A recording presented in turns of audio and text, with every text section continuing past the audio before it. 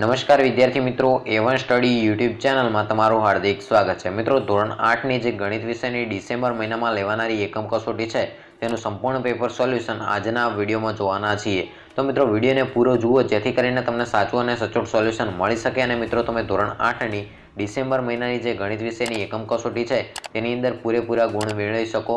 તો મિત્રો, વિડીયોને પૂરો જુઓ અને મિત્રો વિડીયોની શરૂઆત કરતા પહેલા તમને એક વિનંતી છે કે જો તમે આપણી આ ચેનલમાં નવા છો અને ચેનલને હજી સુધી સબસ્ક્રાઇબ નથી કરી તો મિત્રો ચેનલને સબસ્ક્રાઇબ કરી દો જેથી કરીને મિત્રો દરેક ધોરણના અને દરેક વિષયના એકમ કસોટીના પેપરનું સોલ્યુશન તમને આ ચેનલ પર સૌથી પ્રથમ મળી શકે અને મિત્રો તમે સૌથી પ્રથમ સોલ્યુશન કરી શકો અને મિત્રો પૂરા માર્ક્સ મેળવી શકો।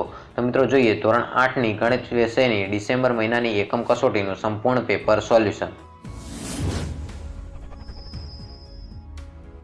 તો મિત્રો, વિડીયોમાં આપ જોઈ શકો છો આ છે તમારી ધોરણ 8ની ડિસેમ્બર મહિનાની ગણિત વિષયની એકમ કસોટીનું સંપૂર્ણ પેપર સોલ્યુશન। મિત્રો, જેના કુલ ગુણ 25 માર્ક્સ રહેશે અને મિત્રો એ પેપર લખવા માટેનો સમયગાળો છે 1 કલાકનો।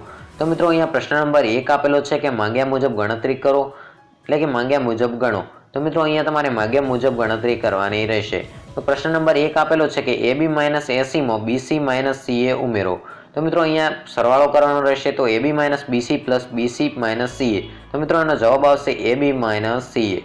ઓકે, આગળનો પ્રશ્ન જોઈએ પ્રશ્ન નંબર 2 3x² - 2x + 5xy - 7 માંથી 8 - 9x + 3x² - 5x બાદ કરો।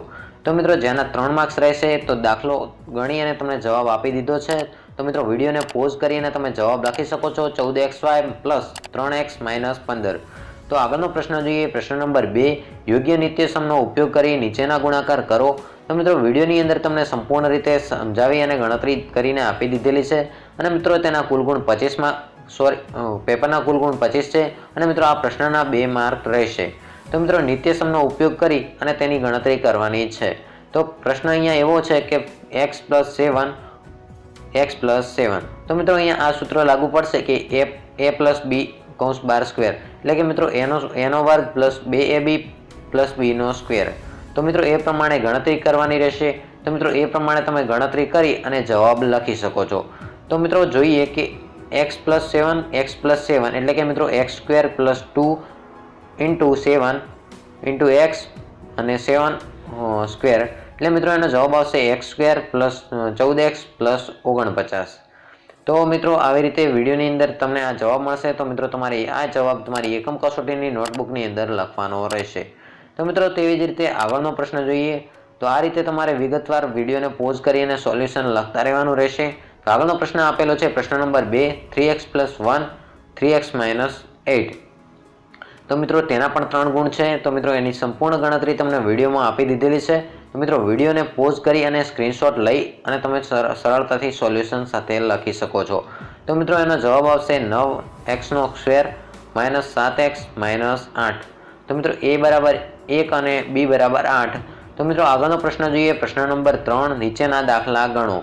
તો મિત્રો એનો પ્રથમ પ્રશ્ન આપેલો છે કે એક સમબાજુ ચતુષ્કોણનું ક્ષેત્રફળ 120 સેમી છે અને તેમાં એક વિકર્ણની લંબાઈ 8 સેમી છે અને બીજા વિકર્ણની લંબાઈ શોધો।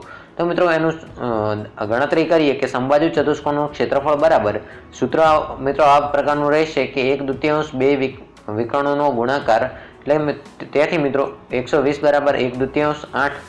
તો મિત્રો આ રીતે તમે ગણતરી કરીને વિડીયોને પોઝ કરીને લખી શકો છો। મિત્રો વિડીયો લાંબો ન થઈ જાય એટલે માટે તમને ઝડપથી ગણતરી કરીને વિડીયોની અંદર આપી દેવામાં આવી છે। તો મિત્રો વિડીયોને પોઝ કરીને તમે લખી શકો છો। તો મિત્રો આગળનો પ્રશ્ન છે કે ખેતરનું ક્ષેત્રફળ શોધવાનું છે।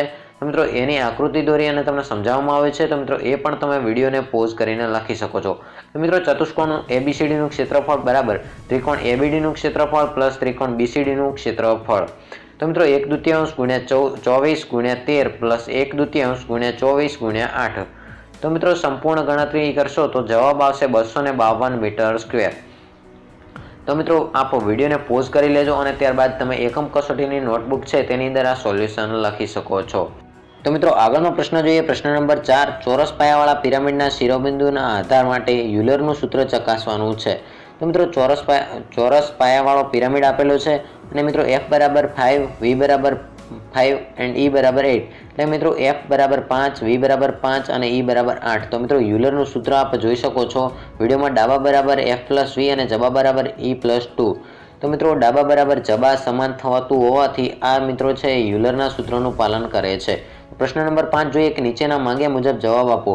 તો મિત્રો એક સમઘનની લંબાઈ 2 સેમી છે તો તે સમઘનનું પૃષ્ઠફળ કેટલું થાય? તો મિત્રો પૃષ્ઠફળ શોધવાનું સૂત્ર છે 6l નો સ્ક્વેર, એટલે કે મિત્રો 6l નો વર્ગ એટલે મિત્રો 6 × h બરાબર 24 સેન્ટીમીટર. તો મિત્રો 6 × 4 એટલે 24 સેમી. તો આગળનો પ્રશ્ન જોઈએ કે એક સમઘનની લંબાઈ 6 સેમી, લંબાઈ 6 સેમી અને પહોળાઈ 3 સેમી અને ઊંચાઈ મિત્રો 1 સેમી છે તો તેનો લંબઘનનું ઘનફળ શોધો. તો મિત્રો લંબઘનનું ઘનફળ બરાબર l × b × h. તો મિત્રો 6 × 3 × 1 એટલે મિત્રો લંબઘનનું ક્ષેત્રફળ થશે 18 ઘન સેમી. તો મિત્રો વિડીયોને પોઝ કરીને તમે જવાબ લખી શકો છો. તો આગળનો પ્રશ્ન જોઈએ કે એક નળાકારની ત્રિજ્યા 14 સેમી છે અને ઊંચાઈ 5 સેમી, તો આ નળાકારનું ઘનફળ કેટલું થાય? તો મિત્રો અહીંયા પાય બરાબર 22/7 લેવાનું છે, r બરાબર 14 સેમી અને h બરાબર 5 સેમી.